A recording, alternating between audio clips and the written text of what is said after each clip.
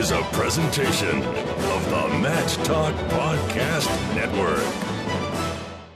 It's time for Inside Virginia Tech Wrestling.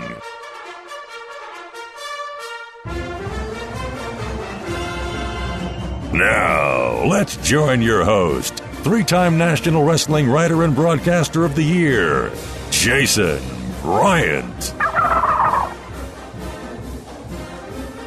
Another episode of Inside Virginia Tech Wrestling coming your way. This one a little overdue because the man on the show today, head coach Tony Robie, one, he is now officially the head coach. Last time he was on the program, he was just the interim head coach. And two, I got some interesting people that are set to come to Blacksburg very, very shortly. But first things first, Coach Robie, one, welcome to the program again. And two, congratulations on your new post.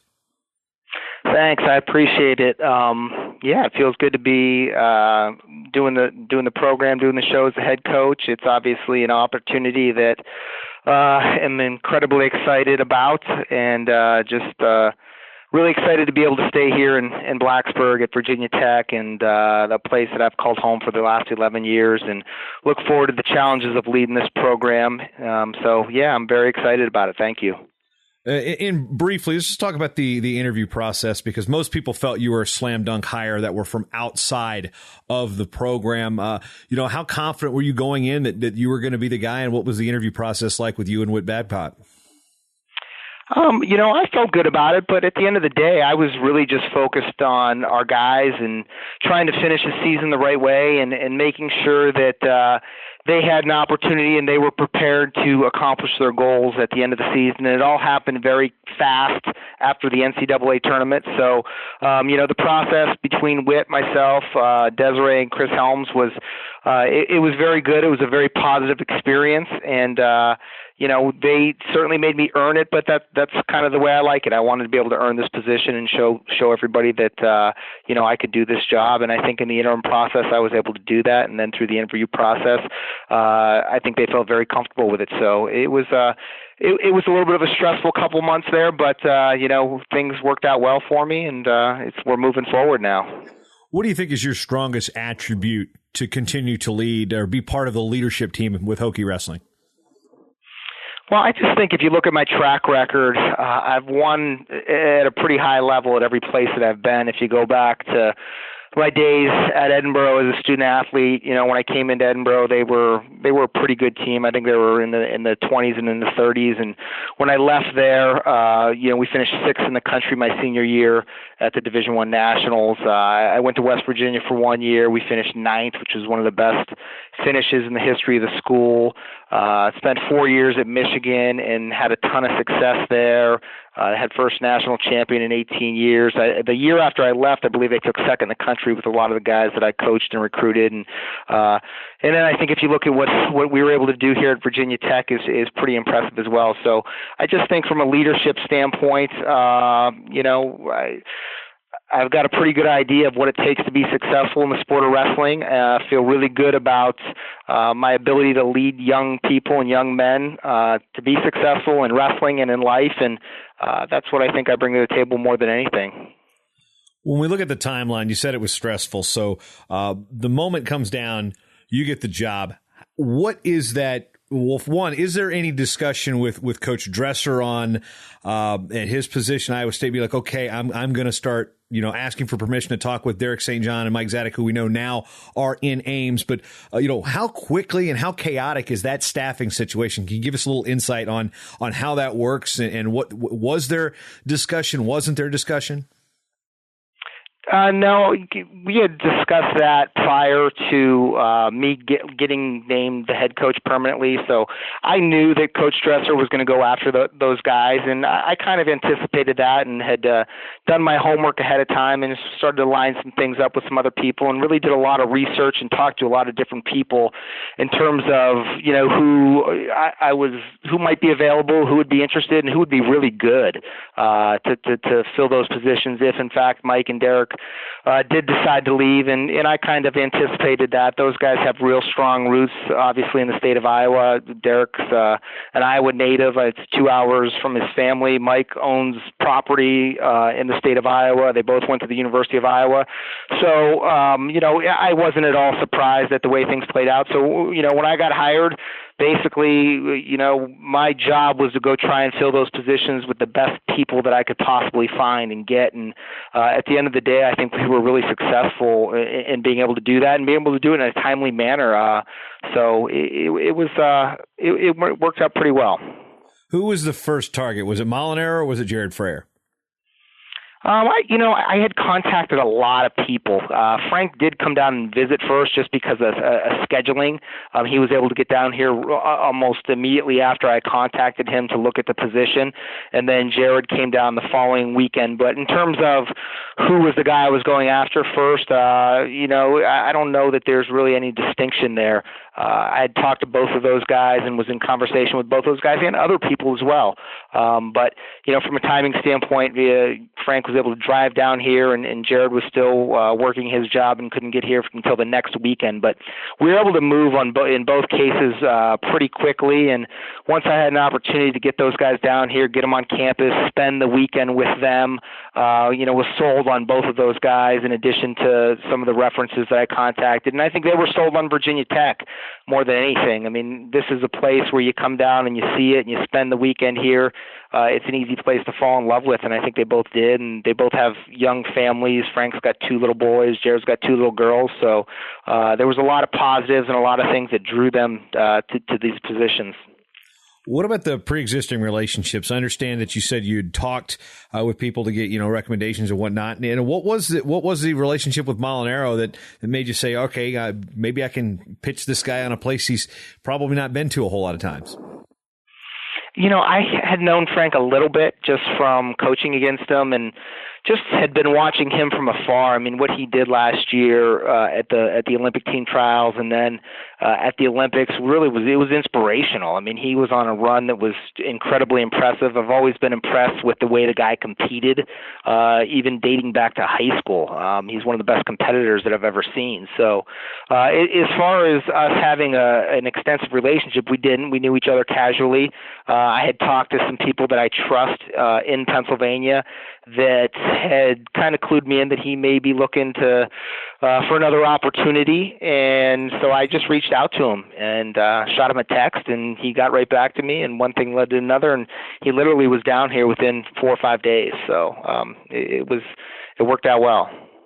Now, what about Jared Frayer? I assume with him being a little bit older, kind of in between your generation and my generation, age-wise, that you'd been crossing paths with him on the circuit, and you're bringing him back into wrestling. How did that conversation go, and how eager did it seem like he was to get back into college coaching? Well, I think Jared had been approached several times by a lot of different coaches. He's very well respected in the coaching ranks. Was respected as a competitor, but is a first-class guy with a lot of experience. And I know that it was going to take the right situation. And one of the parent of one of the wrestlers on my team had kind of contacted me and said, "Hey, you might want to think about contacting Jared. I know him pretty well. He may have an interest in getting back into coaching." When I first contacted Jared, I wasn't exactly sure where he was at with everything. I mean, he was out of wrestling for 2 years and living back home in Florida.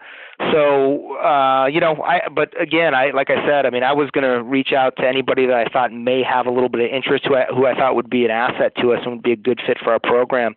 And I think the more research Jared did on Blacksburg, Virginia, on Virginia Tech, hopefully on Tony Robie, it kind of piqued his interest. And we had kind of communicated back and forth for several days by text messages, a couple phone calls.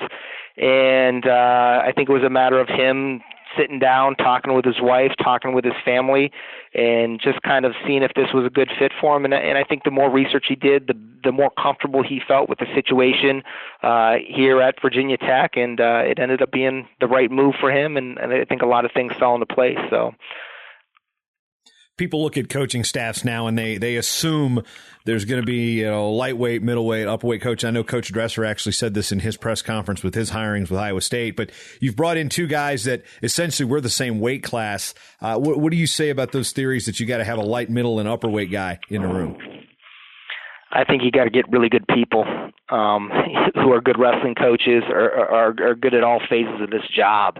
That was my first priority, was to get guys that I thought were great coaches, were great recruiters, and had great character. So to me, that was kind of my priority. We've got Ty Walls in here, who's a bigger guy. I'm a little bit bigger than Jared and Frank, and kind of in between those guys. So, as far as that's concerned, that's less of a concern for me than it is getting guys that want to be here, want to coach wrestling, want to help our guys develop in the wrestling room, out of the wrestling room, and in life. So, that wasn't my number one priority. I can tell you that much. What's one thing that you're going to have to work on? I mean, you've been with the staff there with Coach Dresser for 10, 11 years. You know where each other's strengths and weaknesses are. What's going to be the difficult part about meshing with a new staff and you being the boss? Well, it's just a matter of getting to know each other and then trying to figure out what responsibilities to delegate to each guy. And I have a pretty good idea of how I want to handle that. But I think as a good manager, you kind of got to understand what their strengths and what their weaknesses are, and understanding what your strengths and weaknesses are as well. So, it's just a matter of us getting to know each other, and that's going to take some time. That's with any kind of change, that's, I think, the way it works. So I think in time we'll figure all that stuff out and just getting to know each other and trust each other and just understanding how to work with each other. And that's just a matter of getting to know people personally and working with them for a period of time. When it comes to recruiting, obviously you'd alluded to Frank's very publicized, kind of on again, off again type of Olympic journey last year. I mean, he wasn't in, then he gets in, and then these guys are coming back, and is he going to stay in? Yeah, he's going to stay in, and literally an inch away from winning an Olympic bronze medal. And how much do you believe that Frank's notoriety now, especially after his great run last year, is going to be a boost with recruiting? If you can boost it any more than Virginia Tech, you guys have been knocking it out of the park. I think it already has. I think I've already been able to see the effects of that, just talking to kids and some of the kids that we've been recruiting here for a while, and just judging their excitement that Frank is on staff. It's been pretty impressive. So he's obviously a huge name right now in the sport of wrestling. He's an incredibly likable guy. When you talk to him on the phone, he's very engaging. So I have no doubt that it's going to pay dividends in recruiting. It already has. We've already seen it. So, that'll be a big part of what he does and a big part of what he brings to the table. So I'm fired up about that. There's no question. I think when you're close to your competition career, or the further you get away from your competition career, the less effect that has in recruiting. And Frank's a guy that has an impressive track record. I mean, he's a four-time he was a three-time state champion in New Jersey. He was a four-time NCAA All-American. He's a national champion. And like you said, he's an Olympian, and he was pretty darn close to being an Olympic bronze medalist. And you've got two Olympians on staff, something very few colleges can even promote. You've got two of them, let alone one. You've got two. And how is this going to tie into the Southeast Regional Training Center, which the Regional Training Center model has become such a vital cog in recruiting and retention and development of athletes at the Division I level? Two Olympic medalists, it seems to make sense that these guys are going to be really involved in the freestyle program there. No question about it, and that's going to be a big part of what we do here is continuing to develop the Southeast Regional Training Center, continuing to bring new donors and participants into that organization and educating people on exactly what the Southeast Regional Training Center does and why it's an asset to our program. But, basically, the mission is to develop wrestling in this area, and having two guys that are former Olympians is a big part of that. And I think, you want to get your regional training center to the point where you've got several resident athletes training here in Blacksburg, and that's what our goal is to get some guys beyond. Right now we've got Ty Walls, who's going to be our volunteer coach and is also going to continue to wrestle as an Olympic hopeful that is getting funded through the Southeast Regional Training Center. We've got Frank, who's continuing to train, that's here as well, who the Southeast Regional Training Center is funding him as well, and Jared as well. So those dollars are really important to keeping coaches around, keeping athletes around, and then also to bring in more athletes. So that's kind of what our goal is we'd like to have a few more Olympic hopefuls training here at Virginia Tech underneath the umbrella of the Southeast Regional Training Center. So it's definitely a big part of it. I know guys, when they're at that age and they're trying to make Olympic teams and world teams, they want to be coached and they want to be around guys that have Olympic level experience. And like you said, we're one of the few programs in the country that have 2 Olympians on our staff. So I think it's a big draw to bring in guys here to train at Virginia Tech and in Blacksburg. And hopefully it's something that's it's exciting for our boosters and our donors to the Southeast Regional Training Center. What's the mood been around campus that you've seen? I'll say that it's been very exciting. There's been a lot of excitement. People are excited about the people that we brought in. I think they're excited to get to know these guys. I know the guys on the team are really excited to have these guys around. So today is actually both of their first official day of work. So that's a pretty cool deal today. I'm excited to have some help as well and get those guys here and get them on board and get them working with the guys on our team. So you got those guys sharing an office, and have you relocated to the big office? Yeah, I'm in the corner office right now, so it's nice. A lot bigger than my old office. Yeah, it's not a broom closet anymore. No. Those guys do not share an office. We've got 5 office suites up here, so it's pretty nice setup. All right, and how big of a fridge did you have to expand when Ty's going to take over one of those spots? Virginia Tech's got a nice, they call it the Nutritional Oasis downstairs, where you can go downstairs and get smoothies. Nutritional Oasis. Yeah, smoothies and protein shakes and peanut butter sandwiches. So they take care of them pretty well around here. I just want to see Jared Hott and Ty Walls go into the Nutritional Oasis one day and just lay the wood to it. Just basically. Oh yeah, they're down there all the time. Yikes! All right, so as we circle back to the postseason, and it's got to be an interesting situation. Let's just talk about that a little bit. What was that situation like to go through the process? I mean, okay, these have been my guys for a long time. I don't know if they're going to be my guys after March the 20th. How did you coach them up, and what situations did you find more difficult than you anticipated going through the process? Again, and I've said this several times, my focus was completely 100% on our athletes and the ACC tournament and then the NCAA tournament, and didn't really think a whole lot beyond that.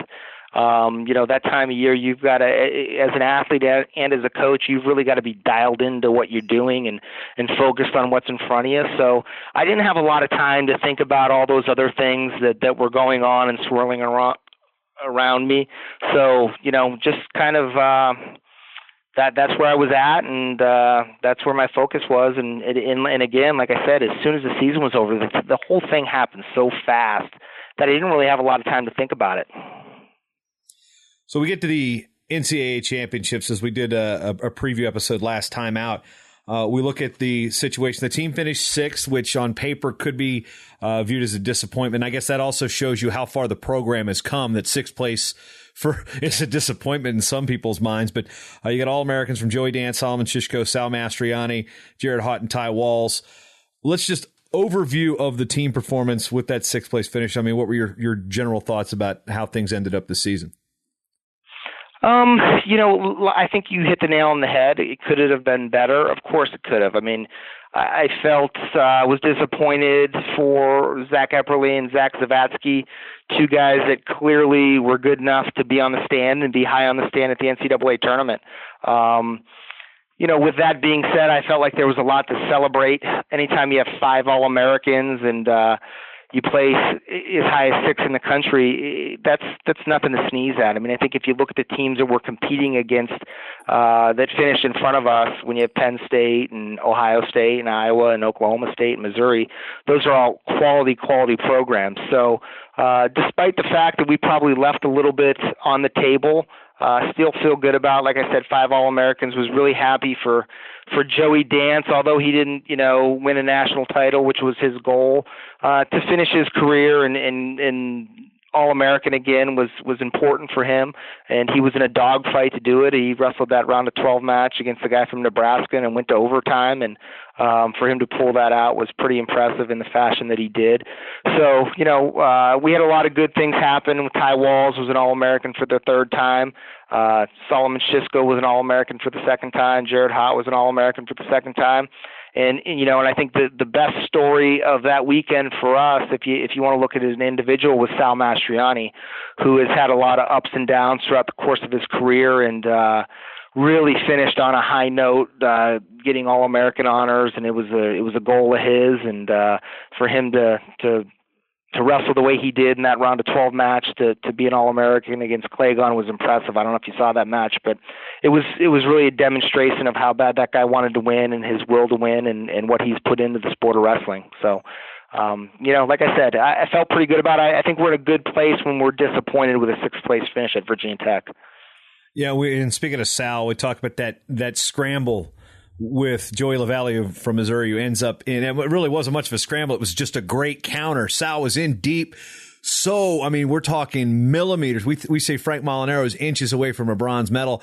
Sal was probably millimeters away from getting the 2. And what's the conversation like with Sal after that moment? It's so close. And then he ends up just getting countered with an unbelievable move and pinned. And it's like, you're like, I'm in it, and it's over. What's that? How do you talk to an athlete after that situation?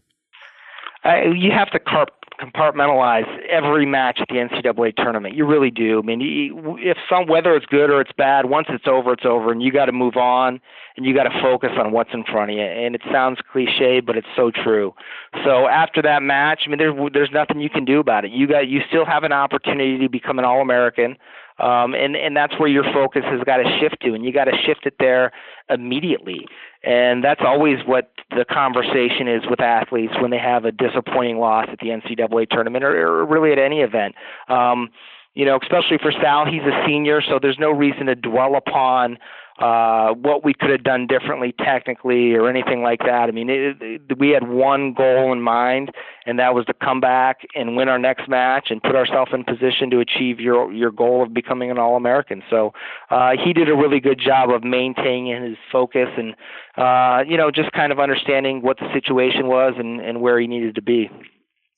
You think some of Sal's pressure or the outside factors that expected him to do better just comes from the one match where he beat his teammate a couple years ago? It's like, if he doesn't beat Devin Carter, who is his teammate, do people expect him to be an All-American?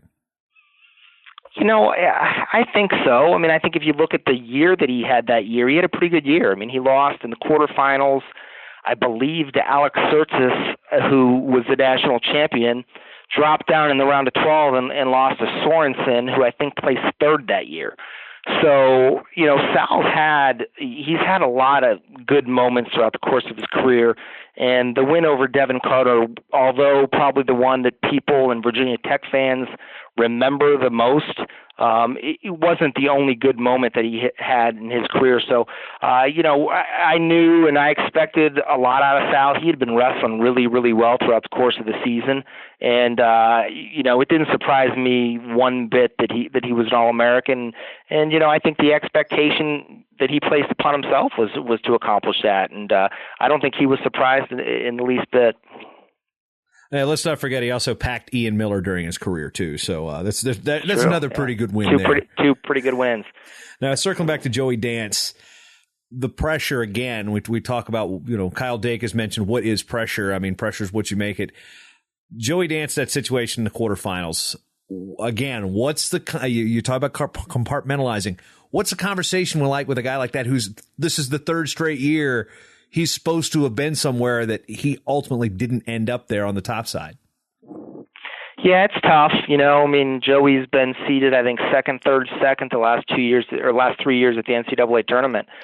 And he was in a good position there. I think the bracket, was lining up pretty good for him. But again, he lost a match against a guy that, I guess looking back, was it a winnable match? Of course. And I think any match for Joey is a winnable match. But there wasn't a whole lot we could do. I mean, it was disappointing for sure, but we chose not to dwell on that. And I think if we would have had a different attitude about it, I'm not sure we would have won that next one, and then we would have felt really bad about the way his career ended. So I think he can at least feel good about ending his career as an All-American, a two-time All-American. He was 4th and 5th.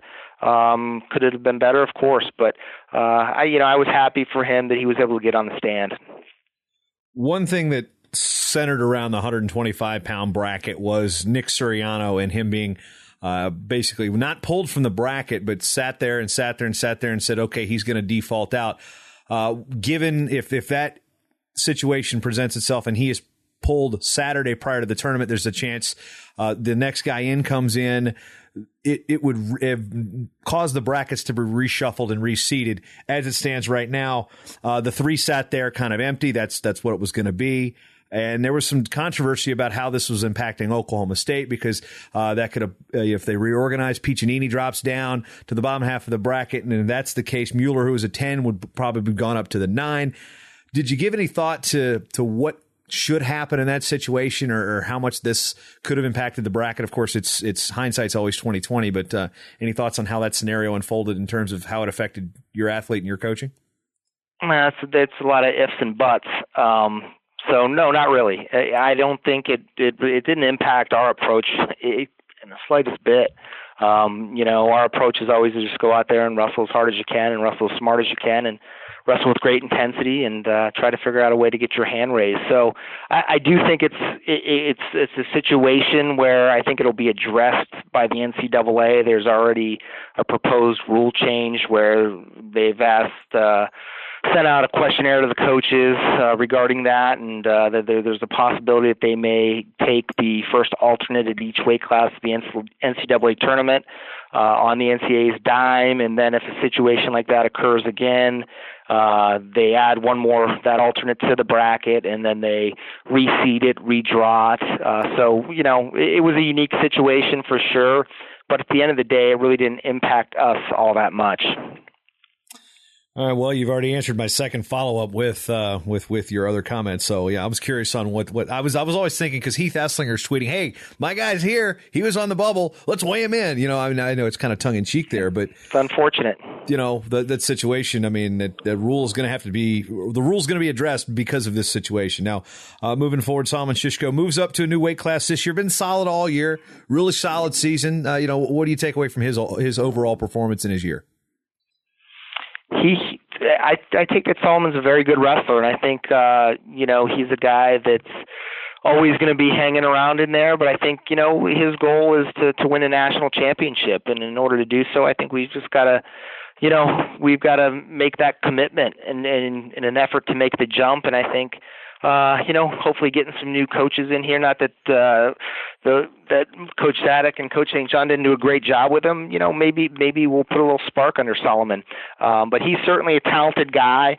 Being a 2-time All-American is pretty darn good, considering he's only a sophomore this year. And I'm excited for the direction that Solomon's going. He seems excited about wrestling right now, which is really, really good. So we didn't finish the event the way we wanted to. I think as a team across the board on Saturday morning, which was really disappointing, because you don't want to leave that tournament with a bad taste in your mouth. And I think Solomon left the tournament maybe with a little bit of a sour taste in his mouth based on his last 2 matches. So it was good, and being an All-American is great, but we wanted to finish better than that. That's for certain. Brian Hazard and I were talking about it at the tournament, that you want to finish in the odds, and outside of Joey Dance, I mean, you got Solomon with a 6th, Mastriani with an 8th, Jared and Walls 4th and 4th. You don't end on wins there, and Joey's win was a medical forfeit. And yep. How do you let's finish up with Walls and Haught first? Both very strong 4th place finishes in both good weight classes, but you want to finish in the odds, or what's the conversation? For sure. I mean, I guess what I told the guys after that event is obviously there was a lot of good things, but at the end of the day, to me, it's about being a competitor. and it's how you compete. And I didn't love the way we competed on Saturday as a team, and that's not across the board. I mean, there was some, Ty Walls got fourth, and he lost two matches that, a lot of things didn't go his way, and, not making excuses for the guy, but there was absolutely no shame in the way he lost that match for fourth. He shot 20 times to his opponent's one, and it didn't work out for him. But, to me, more than the wins and losses, it's about how you go out there and how you represent yourself when you step on the mat and how you compete. And like I said, I didn't feel great about the way that we did that for the most part on Saturday. And the year prior to that, and the year that we got fourth 2 years ago, we did a really good job. And maybe just the excitement and the possibility of us getting a trophy at that tournament gave some of our guys a spark that we didn't have this year. So, I'll take the blame for that. We didn't have our guys prepared mentally on Saturday to go out and compete, and it was a little bit disappointing. Again, but few teams have five guys ready to compete on Saturday as well. That's one thing to take into consideration. True. Absolutely, yeah. Like I said, at the end of the day, sixth place, 5 All-Americans is still pretty good. Could it have been better? Of course it could have been better. I think it always could be, and that's how you look at it as a coach. You approach that tournament, and you almost have to look at it on an individual basis in terms of how guys did. So, it's just back to the drawing board now, and we're focused on the freestyle season, and we're sending 4 guys out to wrestle at the Junior Championships out in Las Vegas here in a couple weeks, and then we'll send a bunch of guys to the University Nationals. Ty Walls will be going out and wrestling at the U.S. Open. So, we're moving on and looking towards the future and looking at the freestyle season and helping us get ready for next season. We look at the process and progress of this program going back to the turn of the century, year 2000. Prior to that year, there were only 2 All-Americans in school history. Now there's 32. What's it mean to see the progress of a program before you got there, and then when you and the staff got there to fashion this into a program that's putting out 3, 4, 5 All-Americans a year and making it a real national powerhouse?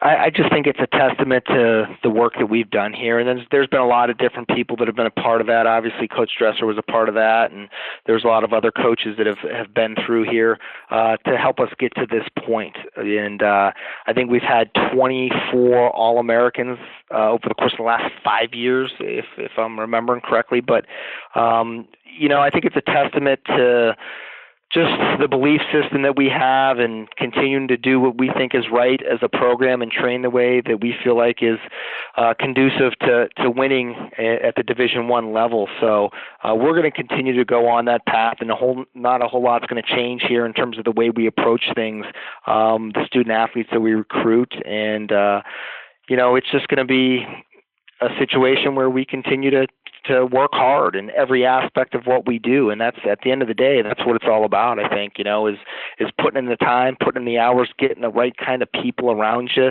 that have similar beliefs, that have similar goals, and that are willing to put in the work necessary to achieve those goals. Because, this is not an easy sport. It's a tough deal.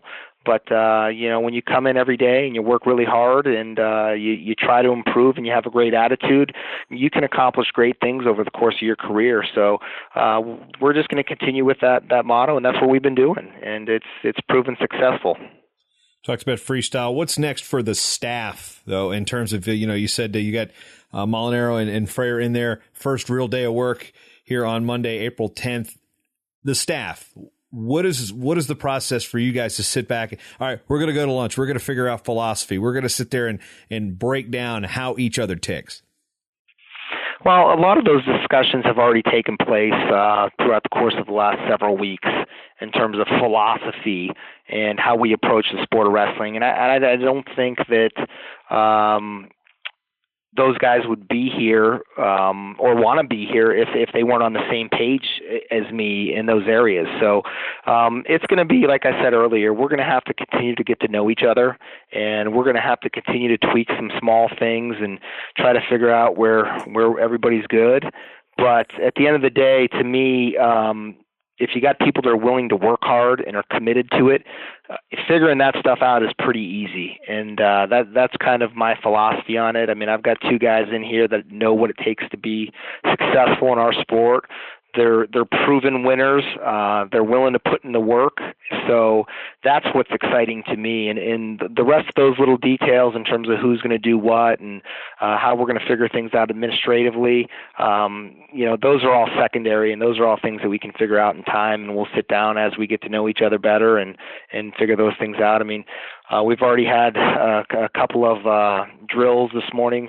Coach Molinaro's in there right now putting Ty Walls through a workout, helping him get ready, and specifically for the U.S. Open, working some freestyle stuff. So I'm excited about these guys' commitment to it and the fact that they're fired up to be Hokies.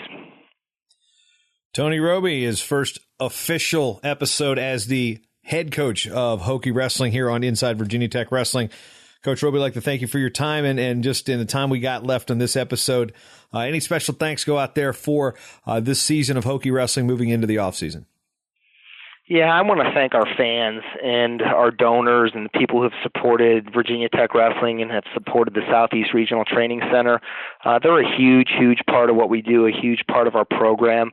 We took more than 400 people to the NCAA tournament, or 400 fans came to watch and support Virginia Tech Wrestling. So that means a whole heck of a lot. There's more to a wrestling program than just coaching wrestling, and the fans and the supporters and the donors are very much a part of what we do, and I just want them to know that they're very much appreciated. So we're going to continue to work hard to put a good product on the mat and hopefully keep them excited about us.